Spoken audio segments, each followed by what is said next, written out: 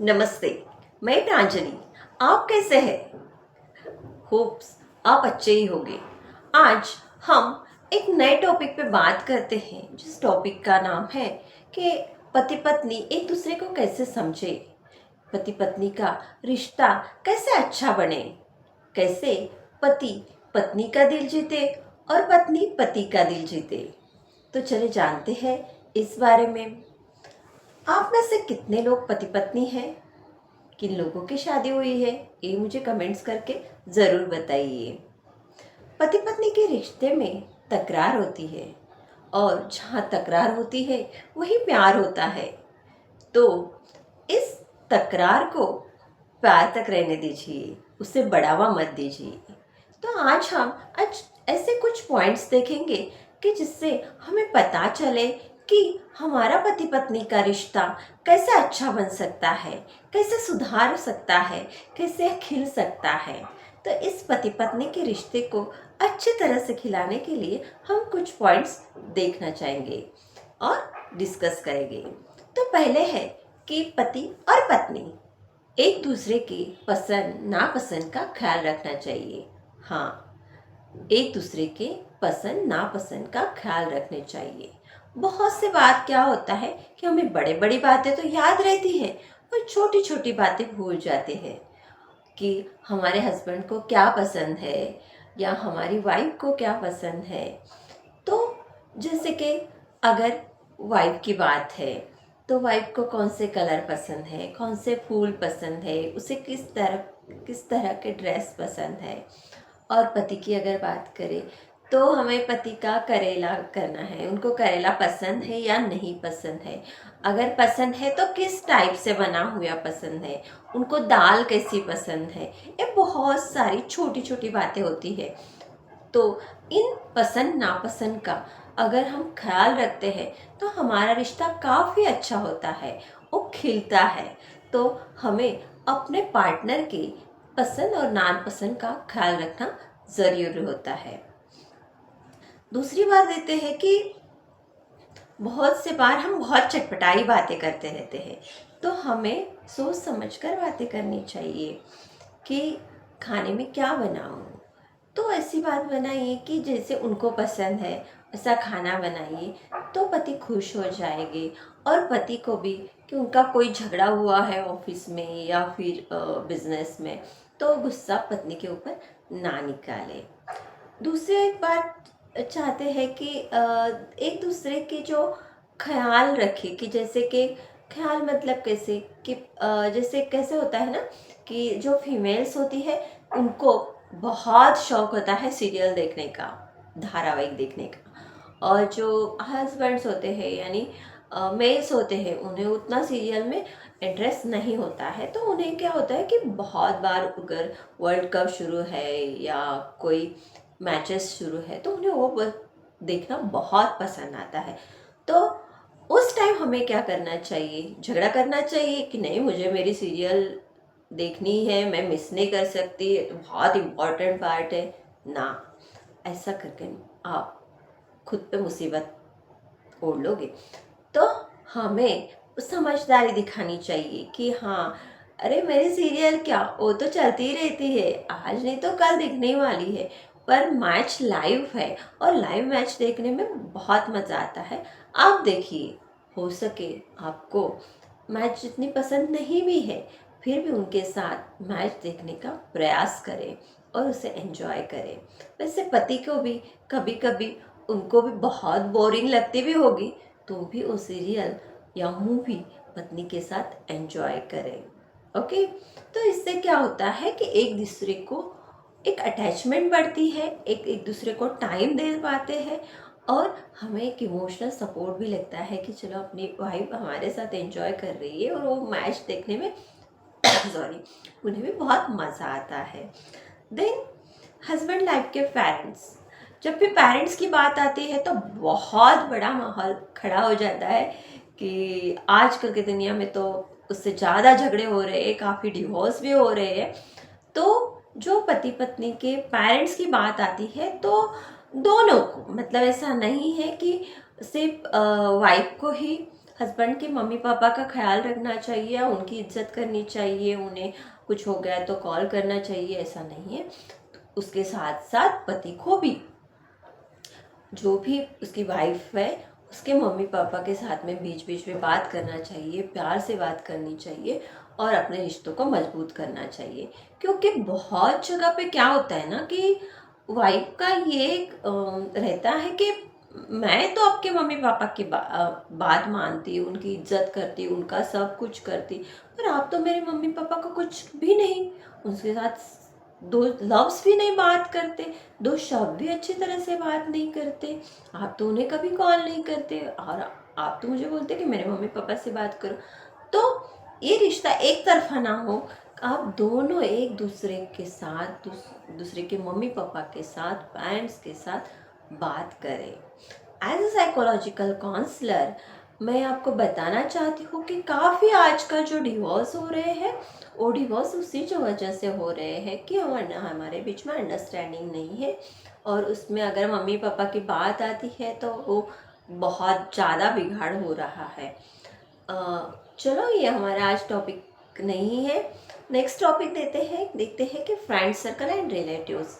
Husband के friends हो या वाइफ के फ्रेंड्स हो, कैसे है ना, हम लोग शादी करके आए हैं तो इसका मतलब ये नहीं होता कि वो उसके जो पुराने फ्रेंड्स हैं या रिलेटिव्स हैं उन्हें छोड़ दें। हम उनकी रिप्लेसमेंट नहीं है, तो हम उनकी लाइफ में आई हुई एक नई जिंदगी है, मतलब नई व्यक्ति है, तो हमें उन्हें रिप्लेस नहीं करना है, हमें उन्हें एक्सेप्ट करना है। हाँ, होता है, ये मैं मानना चाहती हूँ कि शादी के बाद थोड़े दोस्तों को थोड़ा कम किया जाता है या अदर रिलेटिव्स पे थोड़ा कम दिया ध्यान होता है, क्योंकि रिस्पॉन्सिबिलिटी बढ़ती है, दैट्स वाई ये सब चीज़ें होती है। बट उस टाइम वाइफ को अपने हस्बैंड के दोस्तों के साथ काफ़ी रिस्पेक्टफुली बात करना चाहिए, उनके फैमिली के साथ घुल मिल जाना चाहिए, उन्हें अपने घर बुलाना चाहिए, उनके घर हम जाना चाहिए। वैसे ही वाइस वर्सा, पति को भी अगर पत्नी के कोई रिलेटिव्स है, फ्रेंड्स है, तो उनके साथ भी मिलजुल कर बात करनी चाहिए। अगर दोनों तरफ से ये होता है तो ही हमारा रिश्ता अच्छा होता है, हम दोनों के बीच में, मतलब हस्बैंड एंड वाइफ के बीच में काफ़ी प्यार होता है। देन हम सीखते हैं क्वालिटी टाइम। ये तो बहुत सारी बात है कि हम किसी का ख्याल रख रहे हैं, एक्सेट्रा, आने और जाने वालों को रिस्पेक्ट दे रहे हैं, उनकी मतलब अच्छी तरह से, क्या बोलते हैं उसको, खातर जमाई कर रहे हैं। बट हमें अपने के लिए भी टाइम देना बहुत ज़रूरी है, मतलब अपने टाइम, क्वालिटी टाइम। कोई बोलता है कि अरे आप दोनों तो क्या हस्बैंड वाइफ तो रहते हैं और बोलते हो कि टाइम ही नहीं, हम लोगों को टाइम नहीं मिलता। हस्बैंड वाइफ एक साथ रहते हैं, इसका मतलब वो क्वालिटी टाइम बिताते ही है, इससे इसका अर्थ नहीं होता है। तो हमें क्वालिटी टाइम बिताना चाहिए, मतलब कभी कभार कोई गार्डन में जाना चाहिए, कभी एक दूसरे के साथ एक आध मूवी देखनी चाहिए। या मेरा कहना ये है, एज अ साइकोलॉजिकल काउंसलर मेरा कहना ये है कि आप लोग रोज आधा घंटा, पौन घंटा एक दूसरे के साथ बिताइए। उसमें आप कुछ नहीं देखेंगे, उसमें आप मोबाइल नहीं देखेंगे, बस आप बात कीजिए, फील कीजिए एक दूसरे को, आज का दिन आपका कैसा गया, या हस्बैंड को वाइफ को पूछना चाहिए कि कैसे रहे आज के दिन। अगर वो जॉब करती है तो उसके क्या क्या हुआ आज ऑफिस में, बॉस का क्या है, कोई प्रॉब्लम है, एक्सेट्रा एक्सेट्रा एक्सेट्रा। तो उससे क्या होता है ना, जब आप क्वालिटी टाइम देते हो तो उससे हमारी केयर भी नज़र आती है, कि वाइफ को लगता है नहीं, मेरा हस्बैंड बहुत केयर करता है, और हस्बैंड को भी लगता है कि वाइफ मेरी केयर करती है, ऐसे आस्क मी कि हाउस योर डे, हाउस, तो उससे एक अटैचमेंट बढ़ता है। तो ये बहुत ही ज़रूरी है हम पति पत्नी के रिश्ते के लिए। देन आता है कि जब बच्चे होते हैं तो पेरेंटिंग की बात आती है, तो अपने बच्चों के लिए मम्मी पापा दोनों ज़रूरी है। और मम्मी पापा दोनों अपने अपने तरीके से पेरेंटिंग करते हैं और वो अपने बच्चों का ख्याल रखते हैं।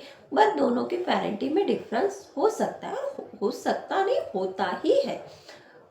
मम्मी का पेरेंटिंग का जो भी मेथड है वो अलग होता है, पापा का जो भी मेथड होता है वो अलग होता है। तो इसलिए हमें एक्सेप्ट करना चाहिए। अगर कोई फॉर एग्जांपल हमारा बच्चा किसी क्लास में है, 10th क्लास में है या 5th क्लास में है, वो तो वॉट एवर, तो अगर उसे कम मार्क्स मिले तो हस्बैंड का हमेशा वाइफ पे ब्लेम नहीं करना चाहिए कि तुम उसकी पढ़ाई नहीं करती, तुम उसको ध्यान नहीं देता, उसकी वजह से कम मार्क्स मिले। या वाइफ को हस्बैंड को नहीं होना चाहिए तो मैं तो उसको डांटी रहती पर आप ही उसको पीछे छुपाते हैं कि नहीं कर लेगा खोज। Don't do like that. आप ऐसा बिल्कुल मत करो।